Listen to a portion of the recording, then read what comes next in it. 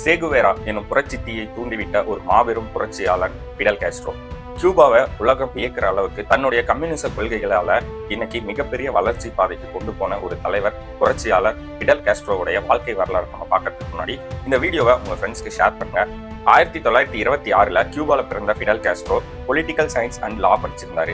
இதனால தன்னுடைய நாட்டு மக்கள் எந்த அளவுக்கு அரசியல் ரீதியாகவும் பொருளாதார ரீதியாகவும் அடிமைப்பட்டு இருக்காங்க, துன்புறுத்தல் காலாயிட்டு இருக்காங்கன்றத அவர் தெளிவா புரிஞ்சுக்கிட்டாரு. இதுக்கான முக்கியமான காரணம், அந்த காலகட்டத்துல கியூபாவோட பிரைம் மினிஸ்டரா இருந்த பட்டிஸ்டாவும் அமெரிக்காவோட நேரடியான ஆளுமையும் தான் காரணம்னு அவர் தெரிஞ்சுக்கிட்டாரு. அமெரிக்காவுடைய நிறுவனங்கள்ல வேலை செய்யக்கூடிய கியூபா மக்களுக்கு போதுமான அளவு சம்பளமும் கொடுக்காம அவங்கள ஒரு அடிமை மாதிரி நடத்திட்டு இருந்தனால கியூபா ரொம்பவே கீழ்நிலைக்கு போயிட்டு இருக்குதுன்றத பிடல் காஸ்ட்ரோ புரிஞ்சுக்கிறாரு. இதனால அவர் இந்த அரசாங்கத்துக்கு எதிரான ஒரு புரட்சியை ஆரம்பிக்கணும்ன்ற முடிவுக்கு வராரு. அப்பதான் அவர் கம்யூனிச கொள்கைகளால ஈர்க்கப்பட்டு கம்யூனிசம் மட்டும்தான் அமெரிக்க ஆதிக்கத்துக்கு எதிராகவும் இந்த கியூபா அரசாங்கத்தோட அடிமை முறைகளுக்கு எதிராகவும் வேலை செய்யும் அப்படின்றத அவர் புரிஞ்சுக்கிறாரு. இதனால அவர் ஒரு புரட்சியை ஆரம்பிக்கணும்னு நினைக்கிறாரு. பட்டிஸ்டா அரசாங்கத்துக்கு எதிரான முதல் புரட்சியை பிடல் காஸ்ட்ரோ ஆரம்பிக்கிறாரு. இதுக்கப்புறம் இந்த தகவல்கள் பட்டிஸ்டா அரசாங்கத்துக்கு தெரிஞ்சதுனால பிடல் காஸ்ட்ரோவை கைது பண்ணி சிறையில் அடைக்கிறாங்க. சில காலங்களுக்கு அப்புறம் பிடல் காஸ்ட்ரோவை ரிலீஸ் பண்ணிடுறாங்க. அதுக்கப்புறம் கியூபால இருந்து மெக்சிகோக்கு பிடல் காஸ்ட்ரோ பயணம் பண்றாரு. அங்கதான் முதல் முறையா சேகுவேராவை பிடல் காஸ்ட்ரோ சந்திக்கிறாரு.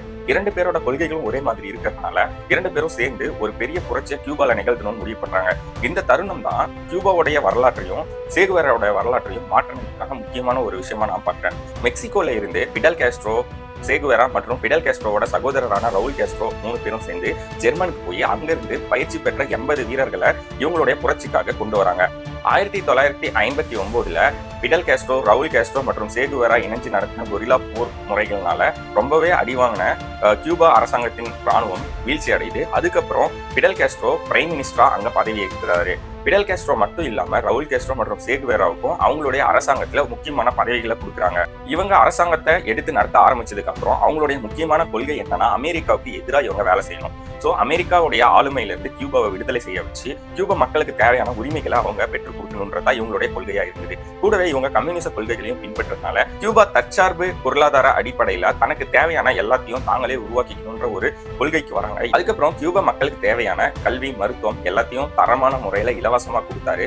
இதனால கியூபா மக்கள் பிடல் காஸ்ட்ரோவை கடவுள் மாதிரி பார்த்தாங்க. இது எல்லாத்துக்கும் உதவியா இருந்த சேகுவேராவையும் அவங்க கடவுளா தான் பார்த்தாங்க.